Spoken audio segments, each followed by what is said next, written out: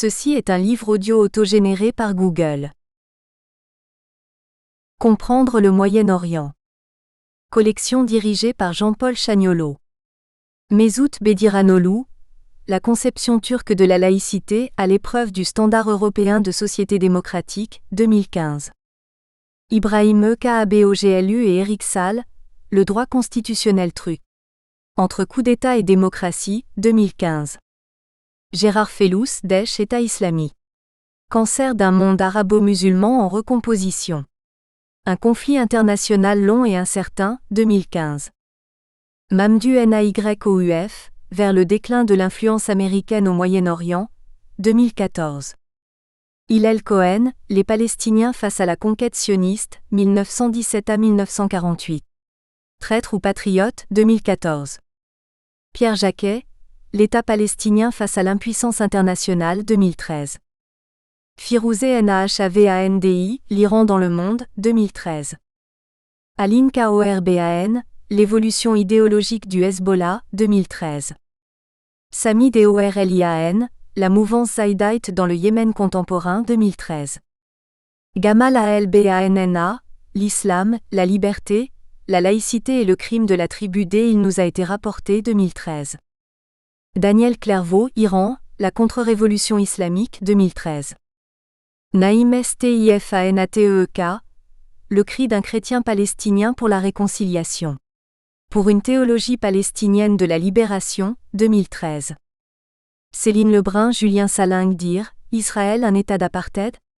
Enjeux juridiques et politiques, 2013. Pierre Guillossou, la Palestine contemporaine des Ottomans aux Israéliens, 2013. Dédicace. À Daye Goulet, Meta Gozéou Périssan et Nessim. À tous ceux qui se sont sacrifiés pour que triomphe la démocratie et la liberté. Remerciements. Je tiens à exprimer mes plus vifs remerciements à tous les membres de la famille Sevinch. PREFACE. Entre 1974 et 1981, en poste au bureau de la Commission européenne nouvellement créée à Ankara, nous avons développé une information sur le droit européen avec les deux seules facultés de droit qui existaient à l'époque et où les spécialistes du droit commercial international s'intéressaient au droit européen. À l'université d'Ankara, le professeur Ali Bozer, ancien juge à la Cour européenne des droits de l'homme, qui sera ministre des l'État chargé de la CEE en 1986 à 89, et 3 de ses assistants, Hikmet Sami Turk, qui sera ministre de la Justice dans le dernier gouvernement Ecevit, 1999 à 2002, Nami Sagan, ministre des Forêts dans le même gouvernement, Nahit Tor, qui poursuivra la formation sur le droit européen. À l'université d'Istanbul, le professeur Réa Poroy. Le coup d'État du 12 septembre 1980 a mis en place un régime militaire, très peu respectueux des droits de l'homme et de la démocratie. Bien que membre du Conseil de l'Europe depuis sa création en 1949, la Turquie n'a ratifié la Convention européenne des droits de l'homme qu'en 1954, mais elle n'a reconnu le recours individuel à la Cour européenne des droits de l'homme qu'en 1987 et n'a accepté la juridiction obligatoire de la Cour qu'en 1990. En 2000, elle était en retard sur la plupart des nouvelles démocraties d'Europe de l'Est dans la ratification des conventions du Conseil de l'Europe. Elle n'a accepté qu'en 2002 l'abolition de la peine capitale. Comme Inan Sevinch le relève dans la remarquable et très fouillée ouvrage que l'on va lire, le processus de candidature turque à l'adhésion et particulièrement sa reconnaissance comme pays candidat au sommet européen d'Helsinki en décembre 1999 ont amené la Turquie à chercher à se conformer aux critères politiques de Copenhague, et particulièrement à la référence à l'état de droit et au respect des minorités. La jurisprudence de la CEDH a défini la Convention européenne des droits de l'homme comme l'instrument constitutionnel de l'ordre public européen. C'est au regard de celle-ci que s'apprécient les limites apportées aux droits et aux libertés en Europe. Les principaux responsables politiques rencontrés en 2000 nous ont montré une volonté nette de s'y conformer. Le professeur Hikmet Sami Turk s'est montré particulièrement désireux de mobiliser son ministère dans le sens d'une harmonisation sur les principes de droit européen, dans la ligne de la Convention européenne des droits de l'homme. Une première visite à Strasbourg, Luxembourg et Bruxelles d'une délégation de juges des tribunaux civils et administratifs nous a fait sentir qu'un grand travail de formation serait nécessaire. Le concept d'exécution en droit interne de décision d'une cour supranationale ne correspondait absolument pas à l'enseignement juridique donné jusqu'alors, reflétant une tradition d'inspiration gallicane et souverainiste. Sevinch relève très justement que l'exécution des décisions de la Cour européenne des droits de l'homme suppose in fine à la fois une volonté politique de respecter les droits de l'homme et une éducation des procureurs et juges passant d'un réflexe frileux de protection de la sécurité de l'État à une prise en compte démocratique des droits de l'homme. Pendant la même période, Madame Piskinsu, députée d'Aydın et présidente de la Commission droits de l'homme de la Grande Assemblée nationale turque, a de sa propre initiative mené une campagne formidable contre la torture et les mauvais traitements par les forces de police et dans les prisons. Ces attitudes ont permis à la Commission européenne d'inclure dans le partenariat d'adhésion, adopté fin 2000, des priorités en matière de droits de l'homme, et de lancer en coopération avec le Conseil de l'Europe des actions de formation du personnel judiciaire et des forces de l'ordre sur les principes européens de droits de l'homme et les méthodes utilisées dans les pays occidentaux. L'État de droit s'inscrit dans les principes et la mise en œuvre de la Convention européenne des droits de l'homme entre 2004 et 2011, dans le cadre de l'assistance de préadhésion apportée par l'UE à la Turquie, ont été ainsi lancés pour 73 millions d'euros 63 projets de formation du personnel judiciaire et des forces de l'ordre et jumelage visant le système judiciaire, l'exécution des décisions de la CEDH, la promotion des droits de l'homme, l'accès à la justice, les droits des femmes, etc., en liaison avec le Conseil de l'Europe et des institutions de certains États membres. Une évaluation effectuée en 2012 note un progrès dans la prise en compte des droits de l'homme, mais regrette que les retards de mise en œuvre des projets et les mauvaises relations avec les ONG de la société civile affaiblissent leur impact. Cependant, comme Sevinch le remarque, il semble que le processus de réforme lancé en 2000 s'est essoufflé ces dernières années. Face au texte réformé, l'interprétation restrictive des juridictions se poursuit. De plus, la prise en compte comme critère de décision de la notion d'ordre public marque la réticence des organes judiciaires turcs à mettre pleinement en œuvre les normes européennes, notait en 2008 İzil Karakas, membre turc de la Cour européenne des droits de l'homme. Hammarberg, commissaire du Conseil de l'Europe pour les droits de l'homme, estimait, suite à une visite effectuée en octobre 2011, que la culture du système judiciaire privilégie la protection de l'État sur la protection des droits humains. L'exécution efficace des décisions de la Cour européenne devrait passer par une réforme constitutionnelle et législative, et par une éducation du personnel judiciaire et des forces de l'ordre les conduisant à une prise de conscience des droits humains. Le Parlement européen, dans sa résolution de mars 2014 préparée par Madame Oomen-Ruijten, a exprimé sa vive préoccupation face à l'évolution récente de la situation en Turquie en ce qui concerne les allégations de corruption de haut niveau, regrette que les procureurs et officiers de police chargés des enquêtes initiales aient été démis de leur poste, car cette mesure va à l'encontre du principe fondamental d'un appareil judiciaire indépendant et a une profonde incidence sur les perspectives des enquêtes crédibles. Le rapport régulier de la Commission européenne sur les progrès de la Turquie, adopté le 8 octobre 2014, relève la reprise de contrôle du système judiciaire par l'exécutif, suite aux allégations de corruption de insuffisance du système judiciaire, laissant douter de la séparation des pouvoirs. Les tentatives d'interdire les réseaux sociaux, la violente répression des manifestants du Gezi ou plus récemment encore de Kurdes ont laissé entrevoir que les libertés ne sont pas complètement garanties. Au cours de l'année précédant ce rapport, la Cour européenne des droits de l'homme a rendu 122 jugements, dont 113 estiment que la Turquie a violé les droits garantis par la Convention européenne des droits de l'homme, essentiellement sur le droit à un jugement équitable et sur la protection du droit de propriété. En septembre 2014, 10 280 recours concernant la Turquie étaient encore pendants, un chiffre en régression. En mars 2014, la Turquie avait adopté un plan d'action pour la prévention des violations de la Convention européenne, qui pourrait rapprocher le cadre législatif turc des principes du Conseil de l'Europe. La Commission regrette toutefois que les représentants de la société civile n'ont pas été impliqués dans sa rédaction et conclut: un plan d'action d'ensemble sur les droits fondamentaux est encore nécessaire. L'UE a appelé la Turquie à accroître ses efforts pour exécuter tous les jugements de la Cour européenne des droits de l'homme. L'ouvrage d'Inan Sevinç donne les éléments d'analyse nécessaires à une prise de conscience qui donne un espoir de progrès. Alain Servancy, ancien conseiller de la Commission européenne. Table des sigles. AFDI, Annuaire français de droit international. AIM, Cour européenne des droits de l'homme. AJDA, Actualité juridique, droit administratif. AKP, Adalet ve Kalkınma Partisi, Parti de la justice et du développement. ASJUR, Commission des questions juridiques et des droits de l'homme. CAT, Comité contre la torture. CCJE, Conseil consultatif de juges européens. CCPE, Conseil consultatif de procureurs européens. CDDH, Comité directeur pour les droits de l'homme.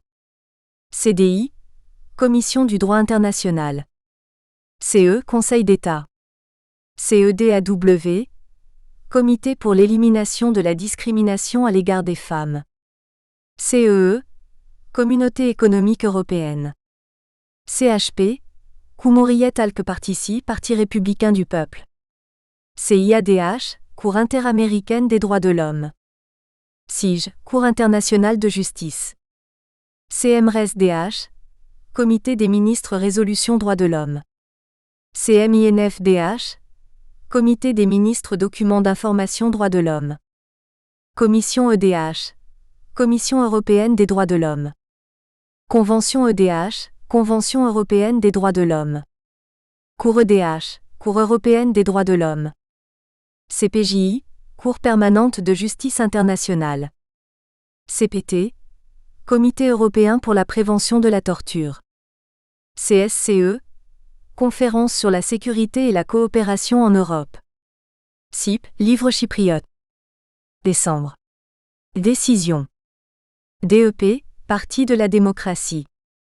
DGF, Direction générale des fondations. DGM, Cour de sûreté de l'État.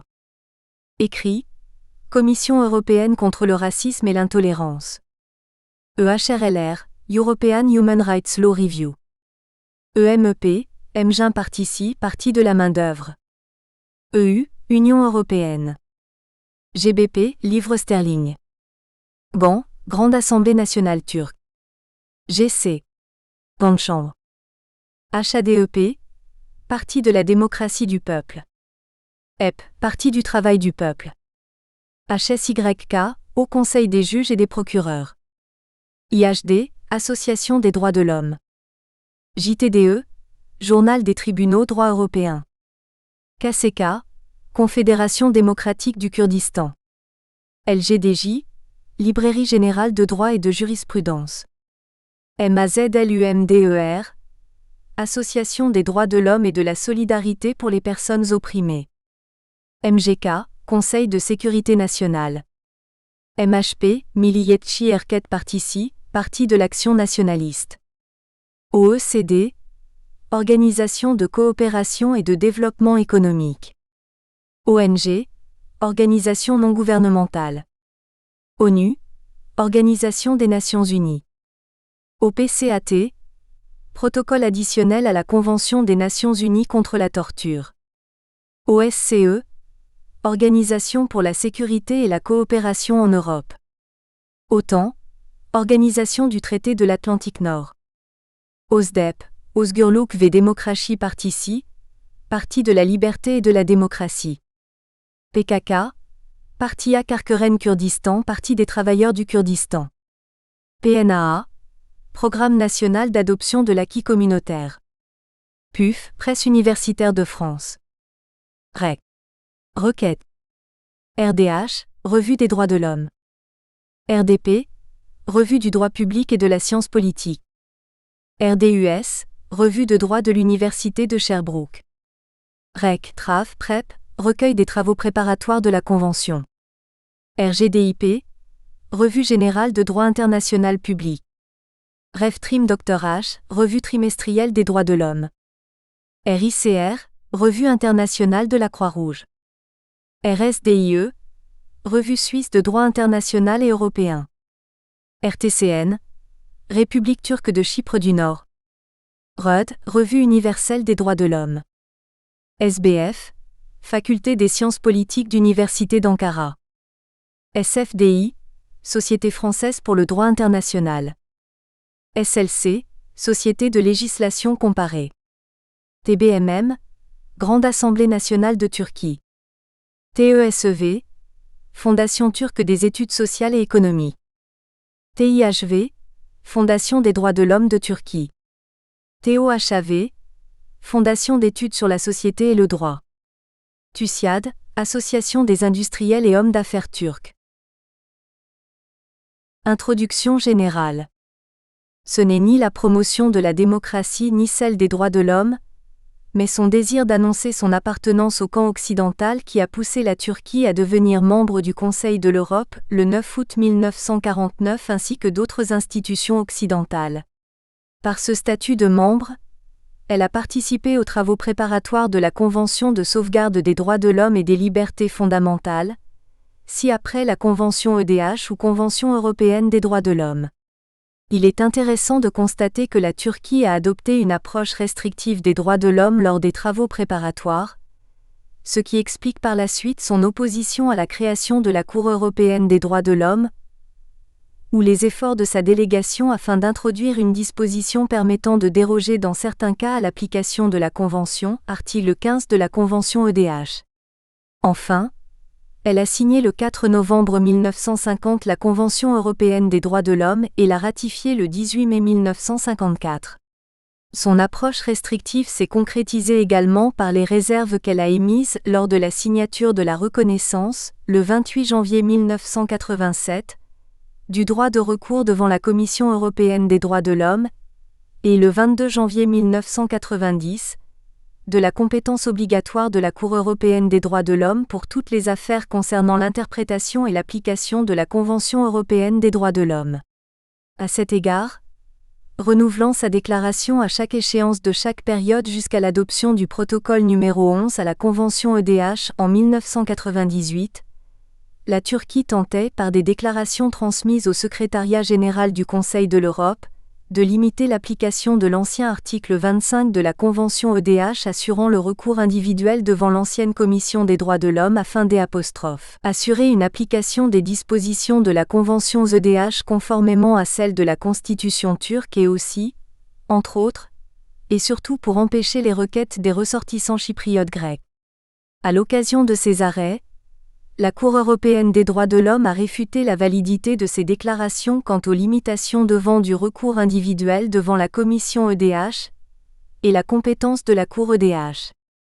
Au-delà des arrêts rendus dans le cadre des affaires interétatiques, inaugurés par l'arrêt Loisidou du 23 mars 1995, la Turquie tient toujours le triste record du pays le plus condamné par la Cour EDH. Au total, 2746 arrêts ont été rendus contre la Turquie, dont 2417 arrêts de violation entre 1959 et décembre 2011. Parmi les violations les plus marquantes, on peut relever 729 constats de violation du fait du non-respect du droit à un procès équitable, 611 constats de violation résultant de la violation du droit à la protection de la propriété, et ce particulièrement dans les affaires relatives à Chypre, 552 constats de violation découlant du droit à la liberté et à la sûreté, 493 constats de violation en raison de la durée de la procédure, 237 constats relatifs à la violation du droit à un recours effectif, 243 arrêts de condamnation avaient trait à des traitements inhumains ou dégradants, et 207 arrêts de condamnation du fait de la violation de la liberté d'expression. Les statistiques relatives à l'année 2011 vont dans le même sens. En effet, parmi les 174 arrêts rendus contre la Turquie en 2011, 159 représentent des arrêts constatant au moins une violation. En ce qui concerne la répartition de ces arrêts par rapport au sujet de violation en relation avec la Convention européenne des droits de l'homme, 53 arrêts concernent la violation de la durée de la procédure et 38 arrêts celle du droit à la liberté et à la sûreté. Puis la violation du droit à un procès équitable est le sujet de 30 arrêts, la violation portant sur les traitements inhumains et dégradants celui de 36 arrêts, et la protection de la propriété celui de 37 arrêts.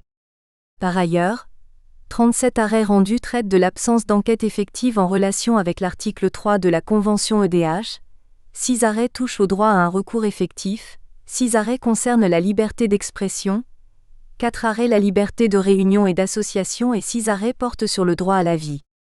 À ces arrêts, il faut également ajouter 2 arrêts concernant l'absence d'enquête sous l'angle de l'article 2 de la Convention EDH, 31 arrêts relatifs à la non-exécution des jugements des tribunaux internes, 9 arrêts sur le droit à la vie privée et familiale, 2 arrêts liés à l'interdiction de la torture, un arrêt concernant la liberté de pensée, de conscience, de religion et enfin un arrêt touchant au droit à des élections libres. En outre, à la date du 31 décembre 2011, il restait 15 950 affaires pendantes portées contre la Turquie devant une formation judiciaire de la Cour, ce qui représentait environ 11% de la totalité des affaires pendantes à la même date. Ainsi, incontestablement, le nombre élevé d'arrêts de condamnation devrait entraîner, sur le plan théorique, des conséquences sur l'exécution de ces arrêts et demander à la Turquie d'entreprendre des efforts à la hauteur de cette masse de jugements, dont l'exécution est obligatoire pour les États membres. Il convient de rappeler ici les déclarations politiques consensuelles affirmant solennellement que l'exécution des arrêts de la Cour EDH est l'une des clés essentielles de la réussite et de la survie du système européen des droits de l'homme. Dès lors, le sujet de l'exécution des arrêts se trouve naturellement au cœur des débats chaque fois que le système européen des droits de l'homme est remis en cause. Il était le sujet principal lors du sommet d'Interlaken de 2011, ainsi que lors du sommet d'Izmir de la même année. La façon dont le comité des ministres fonctionne dans sa mission de surveillance de l'exécution des arrêts de la Cour EDH a été explicitement critiquée lors de ces dernières réunions sur 2 aspects. La critique porte tant sur la subsidiarité du rôle du comité des ministres par rapport aux régimes nationaux, que sur le degré de politisation et ou judiciarisation des travaux du comité des ministres à travers ses décisions sur l'état de l'exécution des arrêts. En ce sens, après avoir rappelé que le caractère subsidiaire du mécanisme de la Convention constitue un principe transversal et fondamental dont à la fois la Cour et les États parties doivent tenir compte, les dirigeants des États ont mis l'accent sur le fait que le comité des ministres ne pouvait pas non plus échapper au respect de l'application de ce principe de subsidiarité. Corollairement, lors du sommet d'Izmir, la déclaration à l'issue de la conférence réitère les appels de la conférence d'Interlaken concernant l'importance de l'exécution des arrêts et invite le comité des ministres à appliquer pleinement le principe de subsidiarité, selon lequel les États ont notamment le choix des moyens à déployer pour se conformer à leurs obligations en vertu de la Convention. Les représentants des États explicitement veulent limiter le comité des ministres dans sa mission de surveillance de l'exécution des arrêts et l'empêcher d'aller au-delà de l'étendue des missions qui lui sont consenties par les États.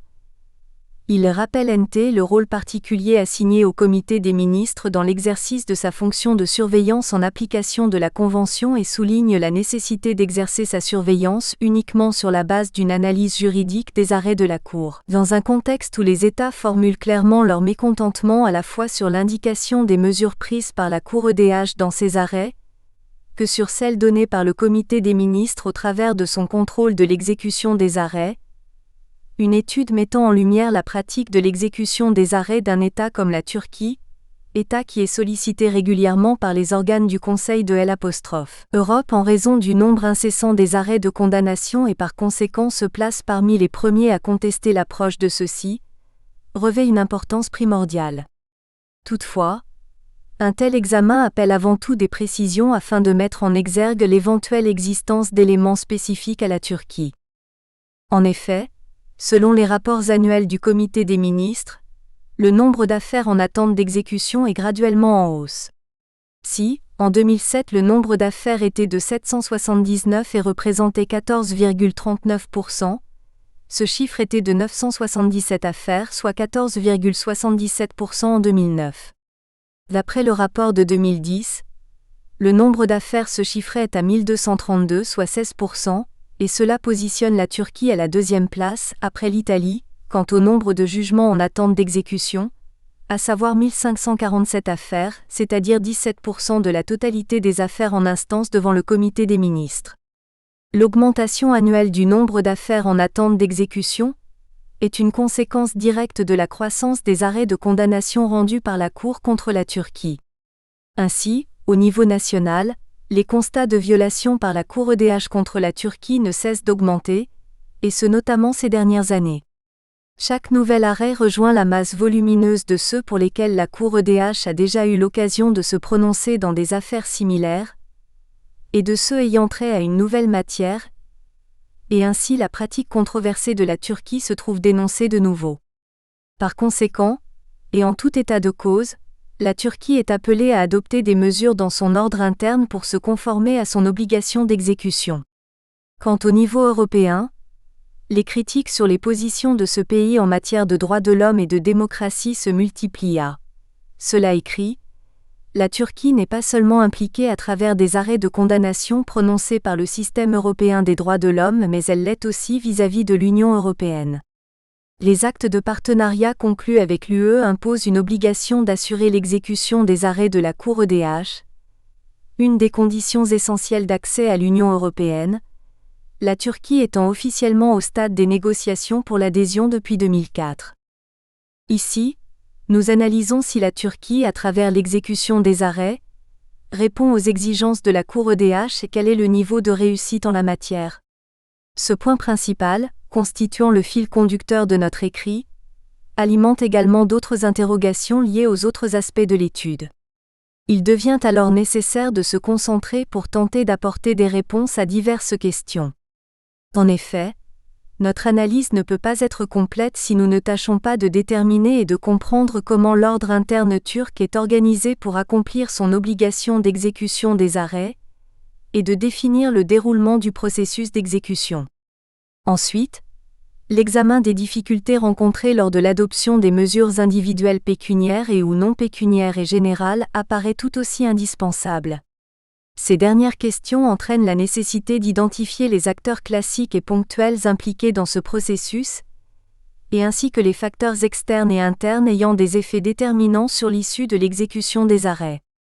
Par ailleurs, sachant que l'expérience du contentieux turc se manifeste, face à des violations massives extraordinaires, violation de l'article 2 et ou 3 de la Convention, par un constant refus d'exécution, conduisant à réouverture de la procédure notamment dans l'espoir du paiement d'une satisfaction équitable, l'exploration des données dégagées dans cette étude devrait permettre d'éclairer la question de l'impact de la pratique de l'exécution des arrêts de la Turquie sur l'évolution du système européen des droits de l'homme confronté à une crise profonde, et notamment à la persistance d'inexécution par des États confrontés à des graves violations. Enfin, les réponses à ces questions nous amèneront à chercher à discerner si l'exécution des arrêts par la Turquie possède ou non des spécificités dans le système européen des droits de l'homme. En ce sens, il convient de garder à l'esprit que l'exécution d'un arrêt de condamnation incombe aux États en vertu des dispositifs de l'arrêt et de la nature de la violation, et la mise en œuvre des mesures est nécessaire afin qu'ils s'acquittent de leurs obligations internationales, et que celle-ci est évaluée généralement par le comité des ministres selon deux axes principaux, d'une part les mesures individuelles pécuniaires non pécuniaires et d'autre part les mesures générales. C'est selon la réponse donnée par les États aux exigences découlant des arrêts, que le comité des ministres accomplit sa tâche de surveillance de l'exécution des arrêts. D'autre part, les États condamnés ne sont pas seulement dans l'obligation d'apporter une réparation aux individus, mais aussi d'adopter des mesures pour faire en sorte que des violations similaires ne se reproduisent plus. Ainsi, étant donné que la Turquie s'engage, avec toutes ses autorités, à se conformer à cette obligation, il est nécessaire de porter notre attention dans la deuxième partie sur l'exécution des mesures générales, en premier lieu sur l'attitude de l'autorité judiciaire quant à son activité judiciaire en relation avec le droit européen des droits de l'homme.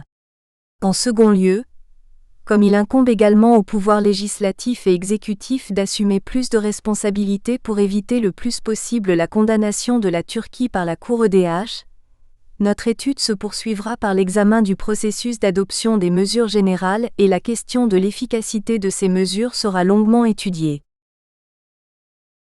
Partie 1. Les mesures individuelles prises en vue de réparer une violation constatée par la Cour européenne des droits de l'homme. Les principes et directives concernant le droit à un recours et à réparation des victimes de violations flagrantes reconnues au niveau international imposent que les victimes ont droit à une réparation adéquate, effective et rapide, qui doit être à la mesure de la gravité de la violation et du préjudice subi. Pour une réparation complète et efficace, les principes et les directives mentionnent les modalités de restitution, indemnisation, satisfaction et garantie de non-répétition. Quant au droit européen des droits de l'homme, l'obligation d'exécution des arrêts de la Cour européenne des droits de l'homme tient compte de ces règles régissant le droit international de la réparation, car cette obligation résulte de la responsabilité internationale des États pouvant être remise en cause par un jugement de la Cour. Cette obligation implique, corollairement, en premier lieu pour l'État fautif l'obligation de prendre des mesures au service de la réparation individuelle de la violation en cause. À cet égard, la question principale qui impose de trouver une résolution est de savoir, une fois l'État en cause condamné, quelles sont les mesures individuelles qu'il est tenu d'adopter tout en soulignant que le contenu des mesures adoptées peut varier d'un cas à l'autre et se diviser en deux groupes selon leurs fonctions pratiques.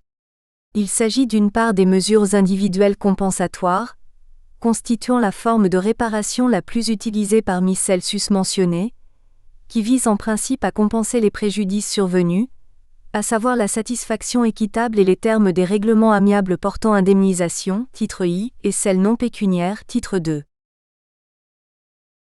Titre 1. La réparation exclusivement pécuniaire.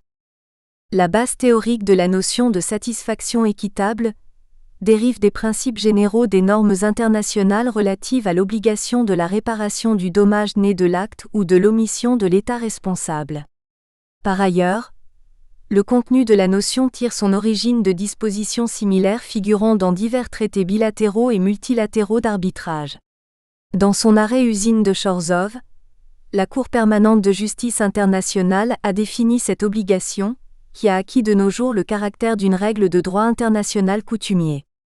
À cet égard, la seule disposition de la Convention en application de laquelle la Cour pourrait octroyer une satisfaction équitable en fonction des conditions requises au regard des circonstances de l'affaire est l'article 41 de la Convention.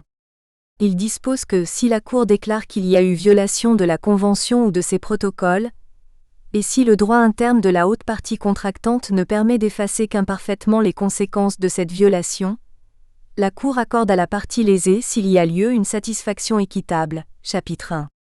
Toutefois, bien que le contenu du dit article mette en évidence clairement l'étendue de la compétence de la Cour EDH en matière de satisfaction équitable, cela ne parvient pas en soi à empêcher certaines difficultés comme on pourra le voir à travers des exemples concrets. Ainsi, il importe donc de clarifier puis d'analyser l'impact de l'approche de la Cour quant à l'octroi de la satisfaction équitable et la pratique du Comité des ministres s'agissant du contrôle de l'exécution.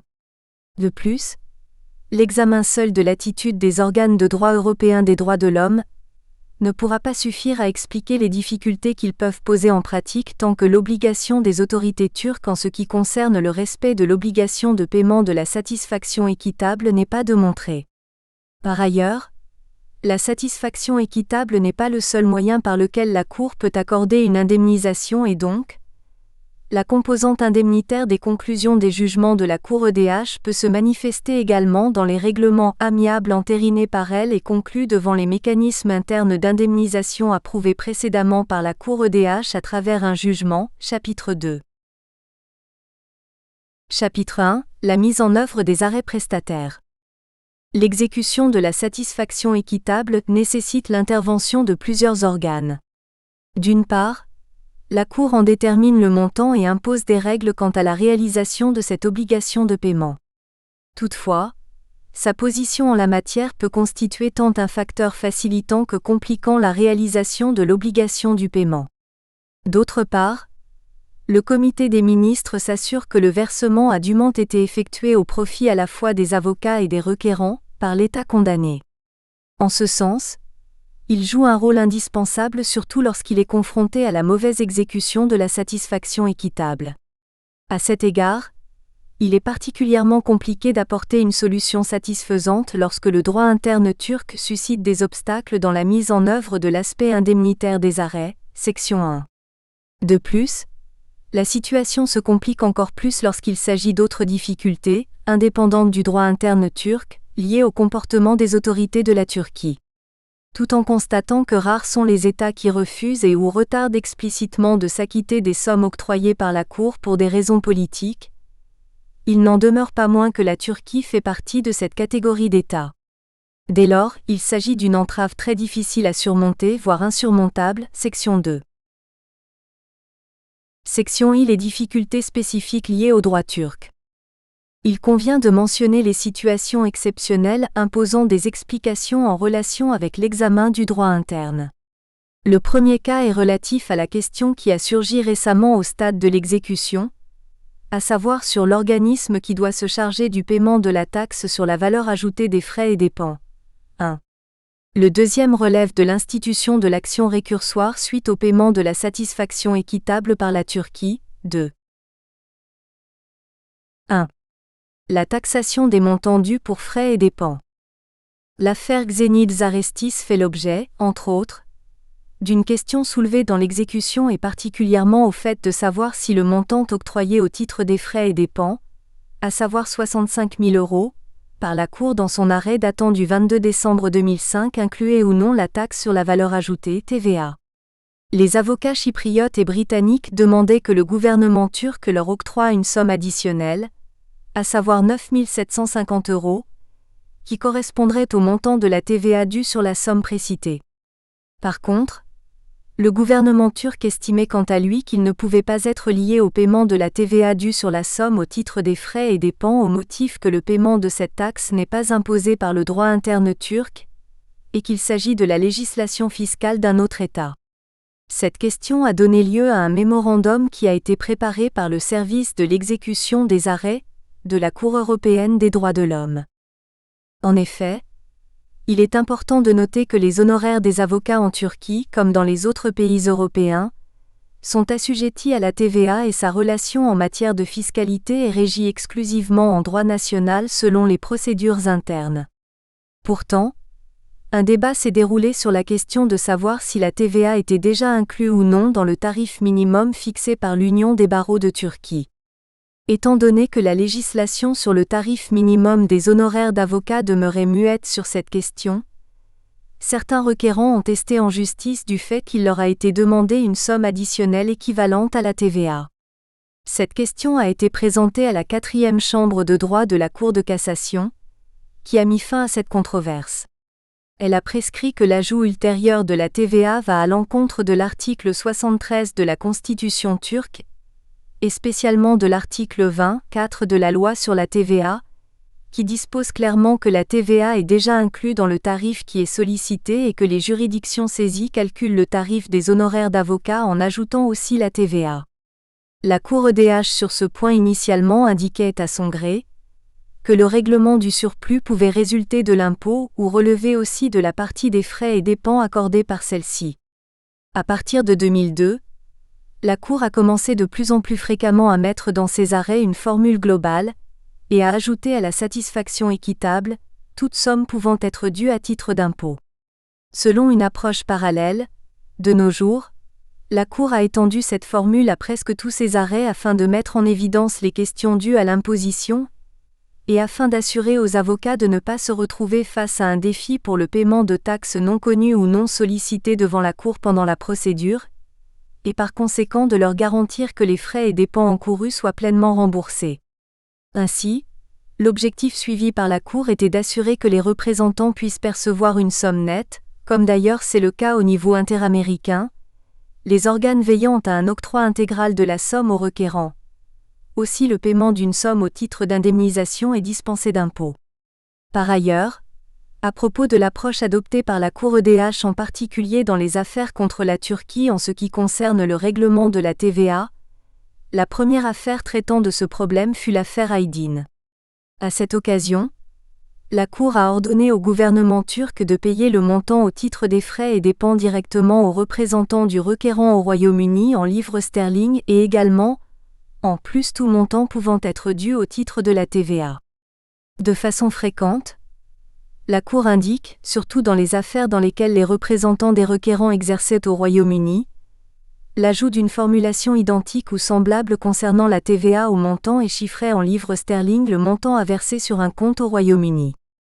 En outre, le mémorandum préparé sur ce sujet par le service de l'exécution des arrêts de la Cour EDH du Comité des ministres s'alignait sur la position de la Cour EDH.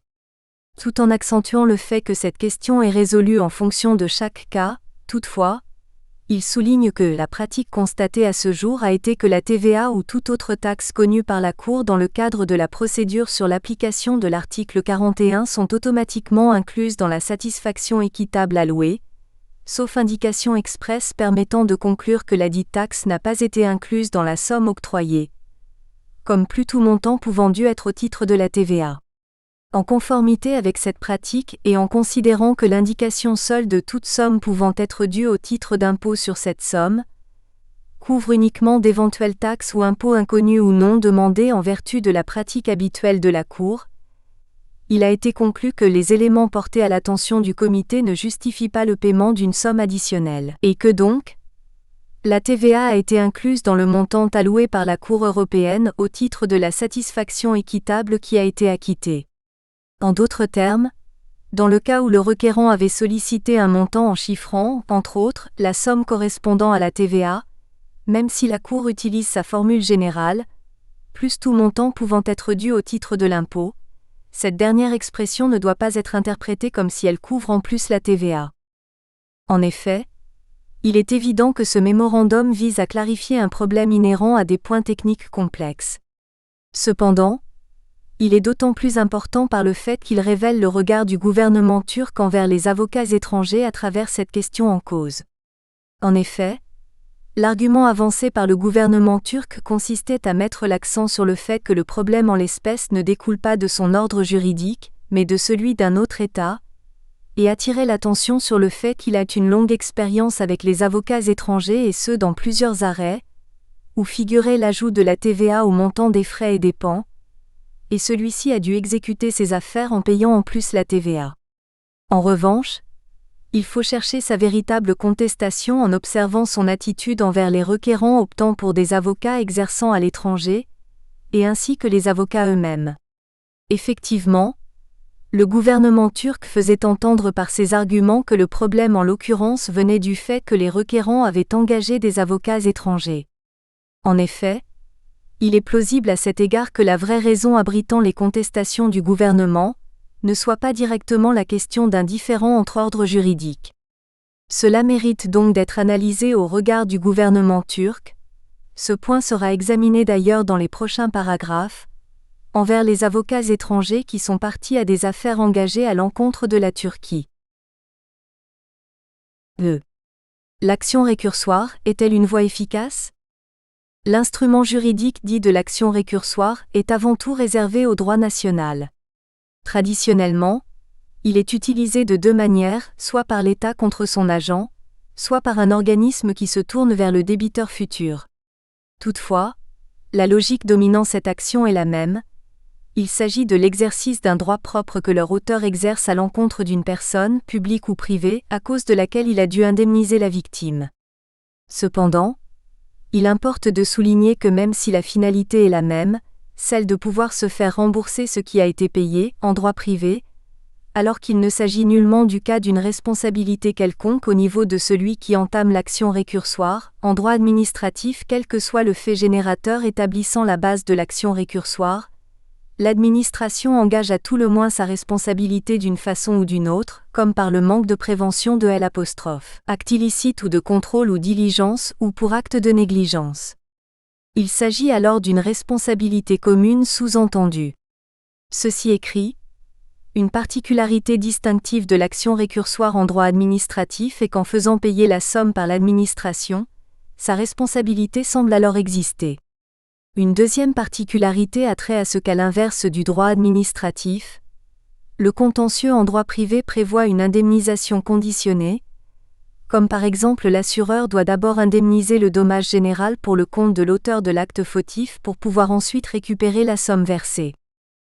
Quant à l'action récursoire transposée en droit européen des droits de l'homme, prévue par l'arrêt de la Cour, elle manifeste certaines particularités et marque une différence d'avec son utilisation classique en droit interne. En premier lieu, il s'agit d'une action récursoire résultant d'une décision d'une juridiction internationale, prise à la suite normalement de l'épuisement de la procédure interne concernant la personne présumée.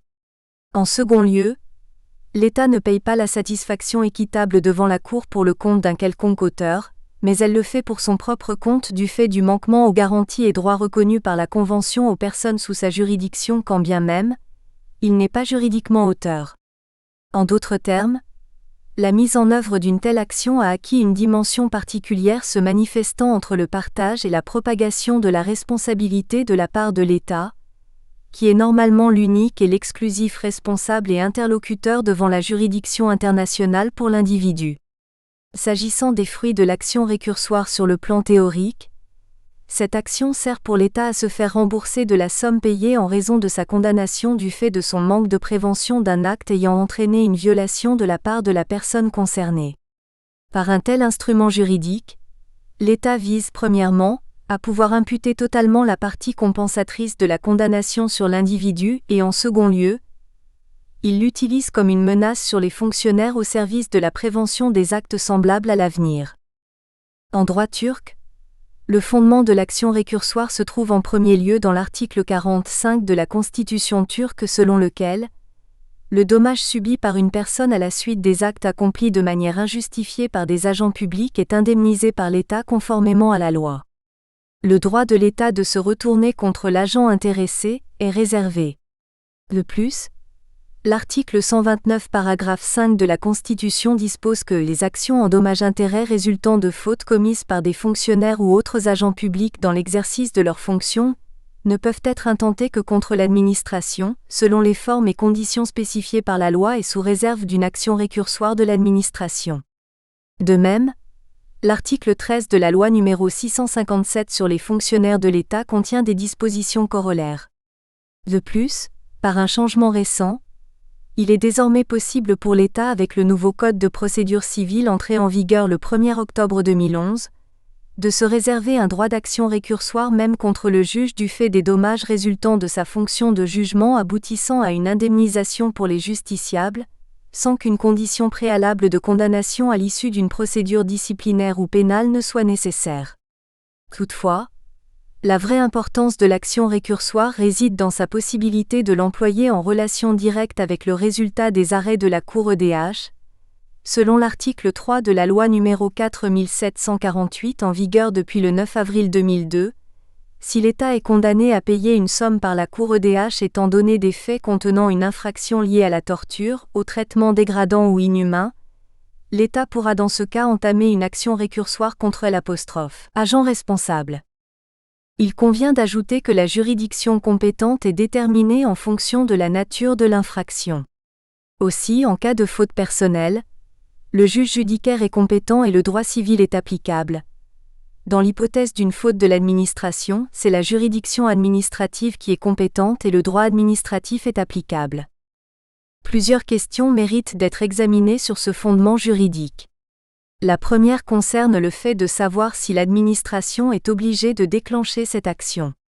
Deuxièmement, si l'administration ne la met pas en œuvre, les individus peuvent-ils porter une requête devant les juridictions internes en ce sens ? Avant tout, en dépit d'une jurisprudence abondante de juridictions internes contraires, la mise en œuvre de l'action récursoire est subordonnée à la volonté de l'administration.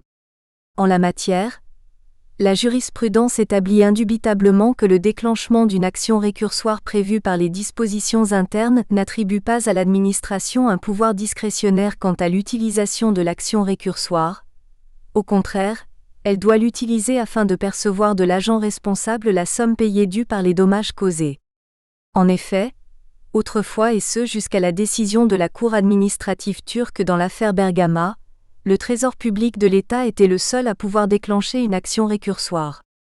À l'occasion de cette affaire, ayant fait l'objet d'un arrêt de la CEDH, la jurisprudence a évolué d'une manière significative face à la question de l'obligation ou non de l'administration d'entamer une action récursoire, est celle de la possibilité pour les individus d'entamer une telle action en cas d'inaction de l'administration.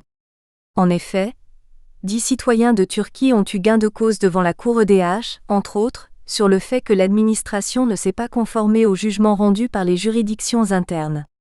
Ils se sont vus accorder chacun 3 000 € au titre de dommage moral, puis ils ont déposé un recours devant l'administration compétente afin qu'elle se fasse rembourser ce montant par les responsables de l'inexécution de l'époque. Toutefois, l'administration n'a pas déclenché d'action récursoire. Sur ces faits, ils ont déposé une requête devant la deuxième cour administrative d'Ankara, laquelle a rejeté leur demande sur la base de l'absence de compétences rationnées personnées. Par la suite, la 5e chambre du Conseil d'État a été saisie de l'affaire et a infirmé la décision de la juridiction inférieure. Elle a statué que l'absence d'examen au fond de l'affaire et le simple constat de non-compétence rationnée personnées, au motif que les citoyens n'ont pas d'intérêt juridique, ne sont pas compatibles avec le droit. Elle a argumenté sa décision au motif que lorsque l'administration en soi n'a pas entamé d'action récursoire dans les cas nécessaires, il n'y a pas d'obstacle à son recours en droit turc pour les citoyens. Tous les citoyens et notamment ceux qui ont subi un dommage en raison d'une situation justifiant une action récursoire et qui ont testé en justice, peuvent porter une telle action. Cette évolution jurisprudentielle s'explique par le fait que l'institution de l'action récursoire n'est plus subordonnée au gré de l'administration. Dorénavant, cela permettra aux citoyens de faire pression sur l'administration en participant pleinement à une action qui concerne la société, tout au moins par le paiement d'une indemnisation venant de la trésorerie de l'État, constituée par l'impôt payé par chaque ressortissant du pays. De plus, cela contribuera à constituer un moyen opérationnel afin de prévenir les agents de commettre des actes allant à l'encontre du droit. L'utilisation d'une action récursoire suite aux condamnations de la Turquie par la Cour EDH est principalement nécessaire dans le domaine des violations de l'article 3a et de l'inexécution des jugements internes, b. À les cas de violation de l'article 3. Comme mentionné ci-dessus, l'article 3 de la loi n° 4748 dispose que la Turquie peut engager une action récursoire lorsqu'elle a été condamnée à payer des dommages et intérêts par la Cour EDH au motif qu'un de ses agents a commis un acte constitutif de torture ou de traitement dégradant et inhumain. De prime abord, il est important de souligner que les articles 40, 5 et 129.5 de la Constitution étaient à eux seuls suffisants pour permettre aux autorités administratives de déclencher une action récursoire. Ici, l'ajout de l'article 3 s'explique par la volonté de donner un message, en ce que cette disposition constituera le volet de prévention à l'encontre de futures violations semblables et qu'elle démontrera la volonté de l'autorité administrative de combattre la torture, les traitements dégradants ou inhumains. Comme l'établit cette disposition, la première condition essentielle pour pouvoir entamer une action récursoire est l'existence d'un arrêt de condamnation portant sur une violation de l'article 3 de la Convention EDH par lequel la Cour a octroyé également une satisfaction équitable. La deuxième condition est l'identification de la personne responsable entraînant la violation. Ce dernier aspect pose des problèmes en pratique. Nous pouvons à cet égard avancer 2 hypothèses. Il peut être noté aisément en examinant les arrêts de la Cour EDH relatifs à l'article 3 concernant la Turquie, que la plupart des arrêts ne contiennent nullement le nom de l'auteur responsable. Il est compréhensible que la Cour EDH ne dispose pas de toutes les informations et statue selon les seuls faits qui lui ont été soumis. La première hypothèse est que toutes les procédures internes ont été épuisées sans révéler les responsables causant la violation, mais la Cour EDH a quand même conclu à la violation de l'article 3. Dans ce cas-là, sans l'identification de l'auteur responsable, il ne paraît pas possible pour l'administration d'entamer une action récursoire. La seconde hypothèse est que l'auteur présumé a été acquitté dans un jugement interne, que la procédure interne engagée contre ce dernier a bénéficié de la prescription, ou encore que le procureur a rendu une décision de non-lieu ou qu'il n'y a pas eu d'octroi d'une autorisation administrative de la part de l'autorité permettant une enquête sur l'agent présumé responsable. Il est alors évident que dans l'hypothèse d'un acquittement de la personne au niveau interne, même si les actes sont jugés au niveau européen comme étant la cause principale de la violation en question, l'autorité administrative ne pourra pas déclencher une action récursoire contre cette personne. D'autre part, une question théorique surgit du texte de la disposition.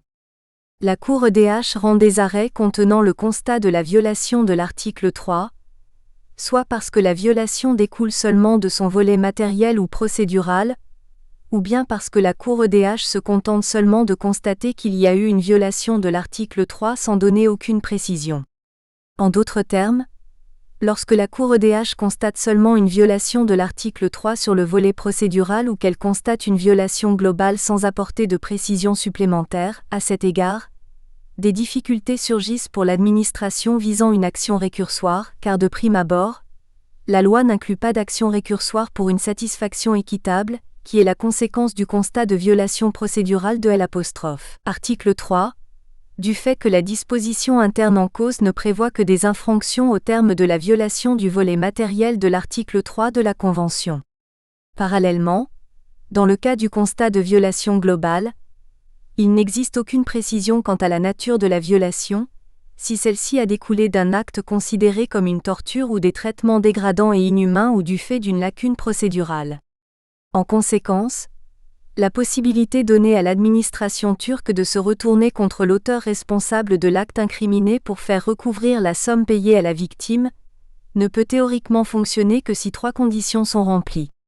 L'auteur responsable doit être identifié, le constat de violation doit découler du volet matériel et l'acte incriminé doit être commis après la date d'entrée en vigueur de la loi n° 4748, à savoir le 9 avril 2002.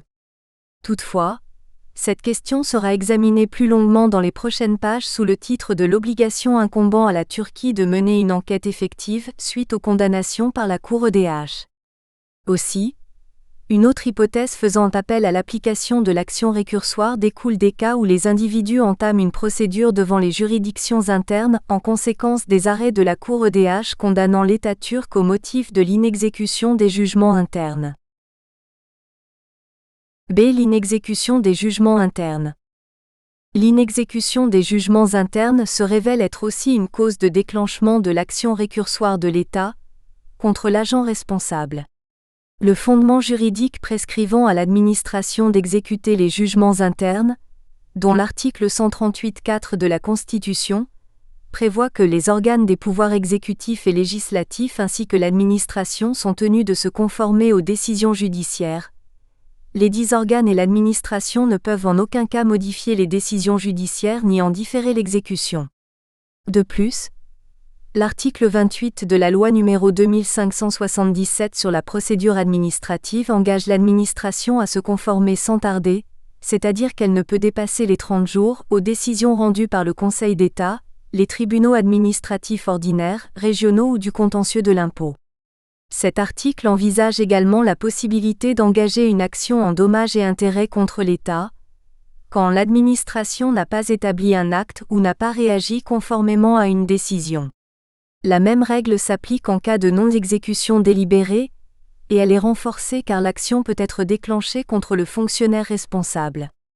Il peut être déduit de ces dispositions que celles réglementant l'inexécution confèrent expressément aux intéressés, selon leur volonté, le droit d'entamer une action en vertu du droit commun contre les agents de l'administration devant les juridictions civiles ou devant les juridictions administratives contre l'administration en vertu du droit administratif. En dépit d'une base juridique solide pour prévenir l'inexécution des jugements internes, cela reste un problème récurrent.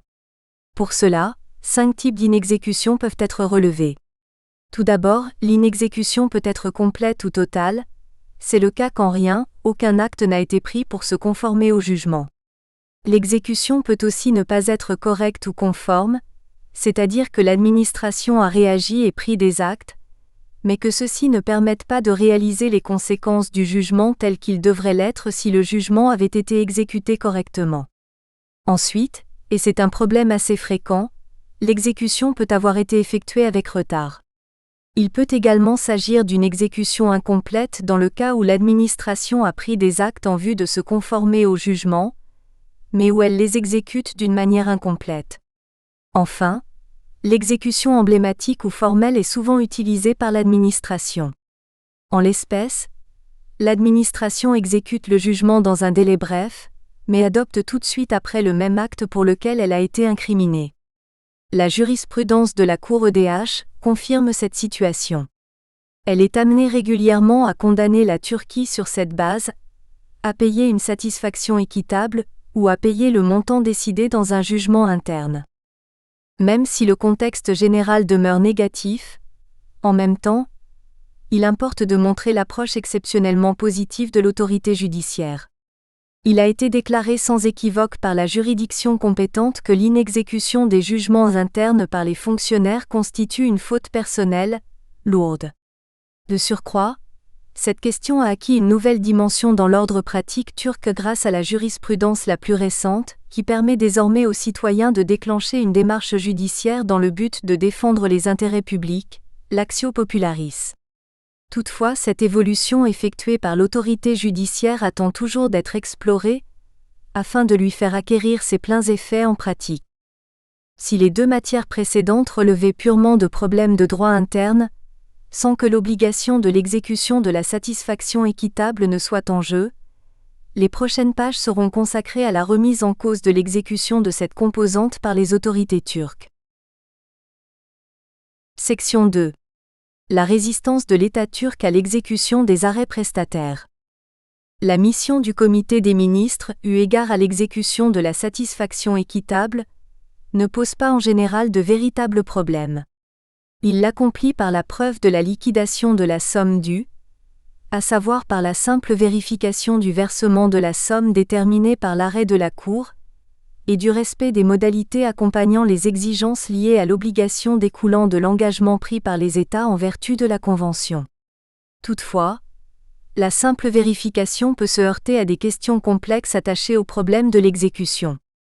Peu d'affaires peuvent être mentionnées à ce titre et l'inexécution reste toujours un phénomène minoritaire, qui mérite néanmoins d'être examiné sous l'angle des affaires dans lesquelles la Turquie a, soit expressément, ou soit implicitement, refusé de se conformer à son obligation de paiement de la satisfaction équitable pour les requérants, 1. Ainsi que des frais et dépenses pour les avocats étrangers, 2. De prime abord, il est important d'apporter quelques précisions sur la procédure interne du paiement de la satisfaction équitable. D'après la réponse du ministère en la matière et nos recherches, l'exécution de la partie de la satisfaction équitable, à l'instar d'autres aspects de l'exécution des arrêts, est régie par l'unité de la direction du Conseil de l'Europe et des droits de l'homme du ministère des Affaires étrangères. Parallèlement, tandis que jusqu'en 2004 les paiements de la satisfaction équitable étaient effectués sur le budget du ministère de l'Économie, depuis lors, ils sont imputés sur celui du ministère des Affaires étrangères. Quant à la modalité du paiement, il se déroule de la façon suivante. Suite à la transmission de l'arrêt par la représentation permanente de la Turquie auprès du Conseil de l'Europe à ladite unité, cette dernière demande au requérant ou à son représentant de lui envoyer divers documents afin de liquider le paiement. S'il est vrai que, sur le plan théorique, la procédure de paiement de la satisfaction équitable en ordre interne est assez simple, leur mise en œuvre peut se heurter à des difficultés significatives. 1. Une pratique sans précédent, les affaires Loisidou et Xenit Zarestis. On peut présumer qu'aucune affaire n'a pris une aussi grande place dans le débat devant les institutions du Conseil de l'Europe que l'affaire Loisidou que l'on vient de mentionner brièvement. Certes, elle avait acquis une importance dès le prononcé de l'arrêt, et en plus elle siégeait au cœur des nombreux problèmes suscités dans plusieurs domaines qui n'étaient pas forcément liés au caractère individuel de l'affaire. En effet, par son arrêt prestataire du 28 juillet 1998, la Cour EDH est résolue à accorder à la requérante, Madame Loisidou, 300 000 livres chypriotes pour dommages matériels, 20 000 livres chypriotes pour dommages moraux et 137 084,83 livres chypriotes au titre des frais et dépenses, résultant des constats de violation établis dans son arrêt principal du 18 décembre 1996. En vertu de la pratique en la matière, l'État défendeur a été tenu de verser ces montants dans les 3 mois, à savoir avant le 28 octobre 1998, délai au-delà duquel ils seront majorés d'un intérêt simple de 8% par an jusqu'au versement. Autrefois, Les motifs de non-paiement invoqués par des autres États reposaient sur des raisons plus ou moins convaincantes et se considéraient dans une certaine mesure comme excusables. En revanche, ceux invoqués par la Turquie sans aucun doute illustraient une nette différence, déclarer expressément ne pas payer. Dans un premier temps, la Turquie faisait comprendre par ses actions qu'elle ne reconnaîtra pas la décision, et puis sa stratégie évolua vers l'acceptation d'un paiement conditionnel, la Cour devant cesser d'examiner les affaires venant de Chypre jusqu'à adoption d'un règlement global. À la non-reconnaissance. Suite au prononcé de l'arrêt, dans un premier temps, le gouvernement turc a déclaré expressément qu'il ne reconnaîtra pas le jugement de la Cour EDH, qui de plus ne serait pas applicable, selon lui, dans son ordre interne. Également, le gouvernement attirait l'attention sur le fait qu'il ne s'agissait pas du simple paiement d'une somme accordée dans un cas isolé. Bien au contraire, premièrement, le fait de payer se traduira par l'acceptation de la responsabilité internationale de la Turquie découlant des faits imputables à celle-ci. Deuxièmement, la réalisation de l'acte de paiement signifiera aussi admettre être le seul interlocuteur des requêtes introduites déjà devant la Cour ou de celles à venir. La Turquie était persuadée que les requêtes contenant des faits similaires à ceux de l'affaire Loisidou se concluraient par au moins le constat de la violation de l'article 1 du protocole numéro 1 de la Convention. Le nombre total présumé de requêtes déjà introduites ou susceptibles de l'être s'élevait à près de 2000 et le coût attendu de ces requêtes pouvait aller jusqu'à 40 milliards d'euros. Face aux réactions du gouvernement turc en l'espèce et notamment du fait que la Turquie n'a toujours pas versé la satisfaction équitable, le président du comité des ministres, le ministre islandais des Affaires étrangères, a adressé le 22 juin 1999 une lettre à son homologue turc pour l'informer de cette situation et lui exprimer l'inquiétude du comité des ministres. Sa lettre étant restée sans suite s'agissant de l'exécution de l'arrêt, et en vue de rendre publiques les considérations du gouvernement turc et la position du comité des ministres, celui-ci a adopté le 6 octobre 1999 la résolution intérimaire DH 99-680, dans laquelle il demande à la Turquie de se conformer aux exigences de l'arrêt rendu contre elle et de payer la somme octroyée par la Cour EDH. De plus, il met en exergue les considérations du gouvernement turc pour ne pas se mettre en conformité avec les exigences de l'arrêt en question, à savoir que les sommes accordées par la Cour européenne ne pourraient être payées à la requérante que dans le cadre d'un règlement global de toutes les affaires concernant le droit de propriété à Chypre. Face à cette situation persistante, et afin d'inciter le gouvernement turc à payer la somme due, nous espérons que vous avez apprécié cet aperçu. Pour continuer à écouter ce livre audio sur Google Play Livres, utilisez le lien dans la description de la vidéo.